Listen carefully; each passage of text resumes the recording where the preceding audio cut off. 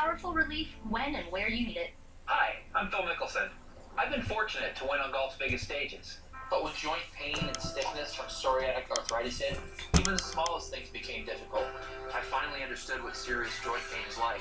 I talked to my rheumatologist, and he prescribed Enbrel.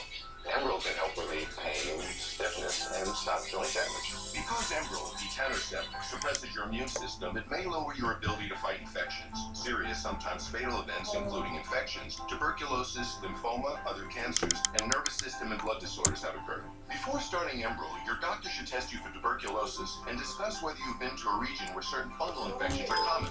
Don't start Enbrel if you have an infection like the flu.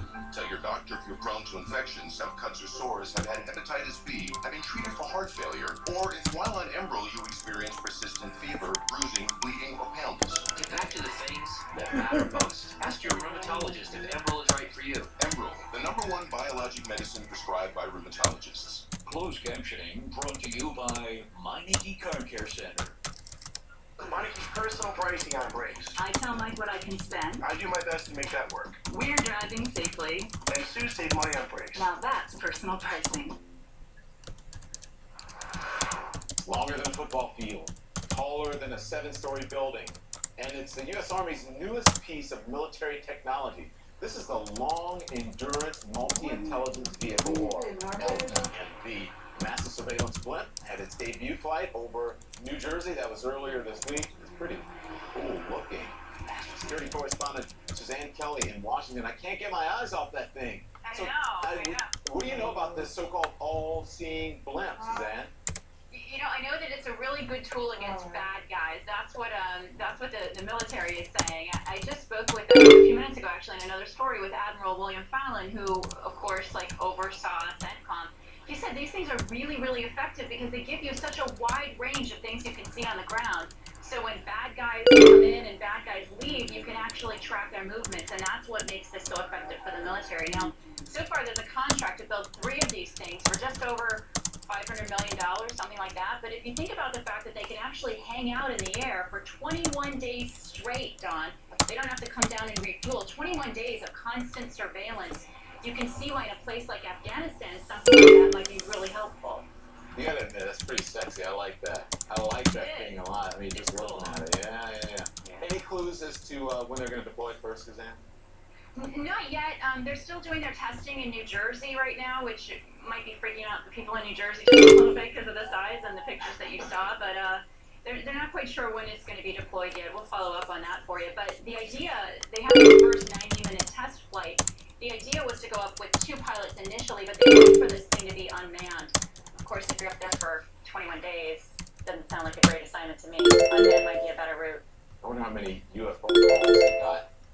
Yeah, that's a good question. And look at you. I mean, just you perfect security. You look like you're computer generated right now. Is this so cool? I know, you've seen our website, right? Security clearance, cnn.com/security clearance. Coolest thing ever. You can read more about this story, all of the different technology. There's another story that one of our producers, Jennifer Rizzo, put up that's got a new robotic thing that's testing for IEDs. I mean, if you're into national security like I am, a little geeky about it, it's the place to be. Rock on. Pretty cool stuff. Thanks, you. Don. Like that blend. All right, Suzanne Kelly.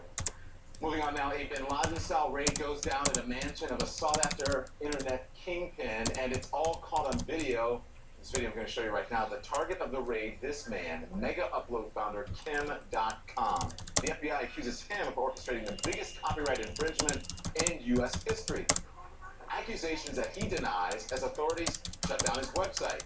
But as far as the raid is concerned, the High Court is listening to arguments today on whether New Zealand police went too far when they used a special tactics force. I want you to watch this now from Donna Marie Weaver of One News.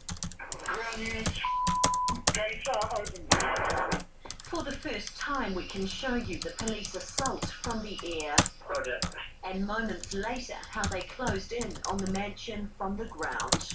Mr.com has been shown the warrant to search the property. The Armed Defenders Squad and Special Tactics Group, backed by dog handlers and armed with firearms and tasers, made their way inside. You hear the moment they found their target, Kim.com. Located target. Safe room.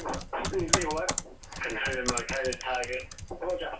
But today, police were pushed on whether the decision to use the top police response teams was appropriate. We had concerns about security staff and their motivation to resist the police executing a warrant, their motivation to protect Mr. and then in addition, access to firearms, etc. The court has heard when Kim.com was eventually found in the mansion. Police asked him to show them his hands, but that he didn't. They say it took several officers to push him to the ground, but they deny he was kicked and punched, as he claims. Did one of the officers in your presence strike him in the face?